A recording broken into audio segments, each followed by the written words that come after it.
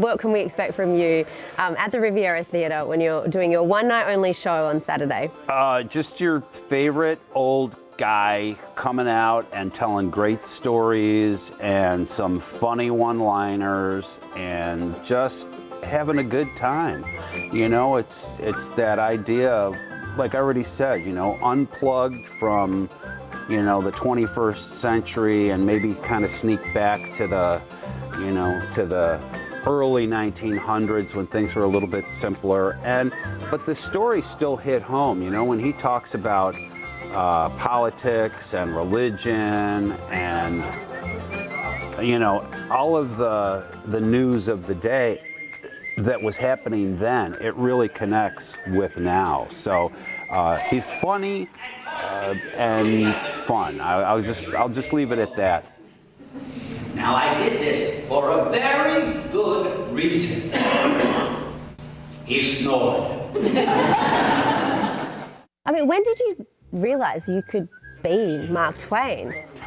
You know, it's funny because I was probably 16 years old when I saw my friend do a Mark Twain rendition. He was in the class ahead of me at Kenmore West. I thought, well, my friend Marshall did it, so I'm sure I could do it too. And that's how I started doing it. But I never thought I'd be doing it for 50 years. Wow, oh my gosh. I actually love Mark Twain. I think he's written amazing. I like a book that people often say it's his favorite book and the work that he's most proud of, Joan of Arc, which I love that book. I think that was his favorite book as well. It's amazing. I couldn't finish it because I know the ending of Joan of Arc and I didn't want to cry. And a lot of people don't even know about that. That's wonderful that you brought that up because a lot of people don't even know about that book. I mean, he wrote so much. But think it, you know, he didn't have cell phones, he didn't have TV, he didn't have this, you know, bombardment that we have, this constant, you know, I mean, we get so much information in a day. Your brain is just, I mean, sometimes at night I lay in bed, I'm like, please just shut my brain off.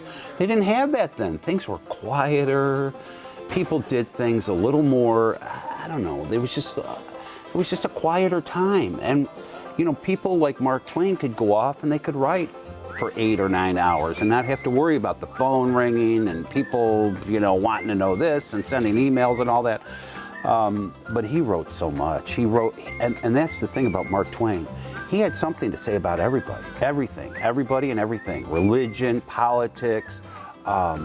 You know, he had time to write books, write stories, write letters. That's the other thing. How are we going to know, you know, if the internet goes down and we have an apocalypse, we're not going to have a record of anything. Nobody writes a letter anymore. That's so true. That's how we know about anything. People write letters. And Paula, your producer, told me I should wear something Mark Twainish today. Yeah. And I wore my actual socks that my wife knitted for me that I wear in the show. These are my Mark Twain socks. So I wear a white suit and I wear red socks. And you know, people ask me why I wear a white suit. And I've traveled around a lot. I've seen rich people and poor people, royalty and savages. And one thing which has always impressed me, and that is clothes make the man. Naked people have little or no influence on society. Isn't he unbelievable? He truly is, and I can't wait to see this show. This is really one and it's for one night folks only to see. At in Tonawanda at the Riviera on Saturday night. So get your tickets if you can. Yes. Has it even? Might have sold out, or has it? Maybe not. We'll have to check the website. Actually, probably not if we're telling you about it. Right.